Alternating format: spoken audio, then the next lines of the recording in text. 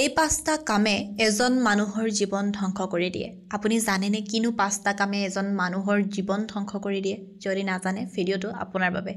আচলতে আমি কিছুমান কাম জানি বা অজানিতে কৰোঁ, যাৰ ফলত আমাৰ জীৱনত বহুত বেছি এটা বেয়া প্ৰভাৱ পৰে।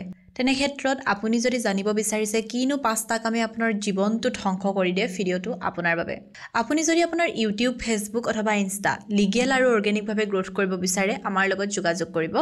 আপুনি আমাৰ পৰা লিগেল ভিউজ, লিগেল ছাবস্ক্ৰাইবাৰ এই সকলোবোৰ লিগেল আৰু অৰ্গেনিকভাৱে ল'ব পাৰিব। আমাৰ হোৱাটছএপ নাম্বাৰ 9864808721। আপুনি আমাৰ হোৱাটছএপত মেছেজ কৰিব, আপোনাৰ ক্ৰাইটেৰিয়াখিনি জনাই দিব আৰু আপোনাক আমাৰ তৰফৰ পৰা ফোন কৰা হ'ব। এতিয়া আমি জানিম যে মানুহৰ কি পাঁচটা কামেই জীৱন ধ্বংস কৰিব পাৰে। প্ৰথমটো হৈছে মদিৰা পান, অৰ্থাৎ মদ খোৱা। এতিয়া আপুনি যদি মদ খায়, আজিকালি যিটো হাৰটো বাঢ়ি গৈছে, আজিকালি মদ নোখোৱা মানুহ আপুনি 100টাৰ ভিতৰত হয়তো 10টাও নাপাব।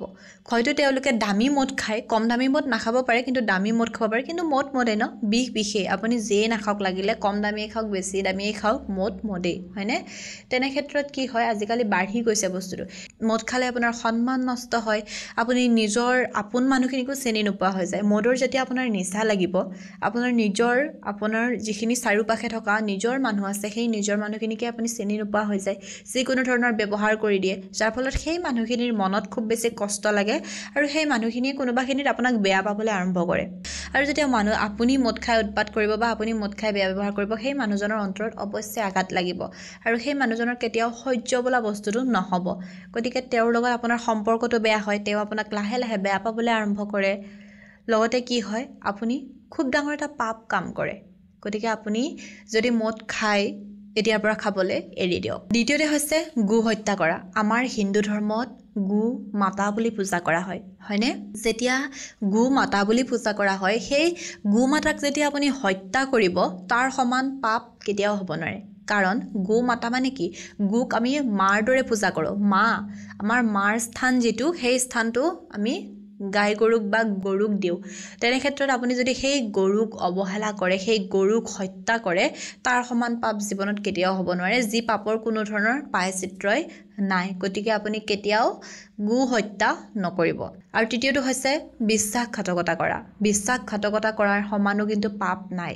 কাৰণ বিশ্বাস কৰা মানুহ পাবলৈও কিন্তু খুব বেছি কষ্ট। কোনোবাই যদি আপোনাক বিশ্বাস কৰিছে, কোনোবা মানুহে যদি আপোনাক চকুমুদি বিশ্বাস কৰিছে, সেই মানুহজনে নিজৰ সকলোখিনি আপোনাক সঁপি দিছে বা নিজৰ সকলো পাহৰি কেৱল মাত্ৰ আপোনাৰ ওচৰতে তেওঁ নিজক সমৰ্পণ কৰিছে, তেনে ক্ষেত্ৰত আপুনি সেই মানুহজনৰ বিশ্বাসৰ লগত কেতিয়াও নেখেলিব। সেই মানুহজনক আপুনি কেতিয়াও বিশ্বাসঘাতকতা নকৰিব। কাৰণ কৰ্ম কিন্তু উলটি আহে।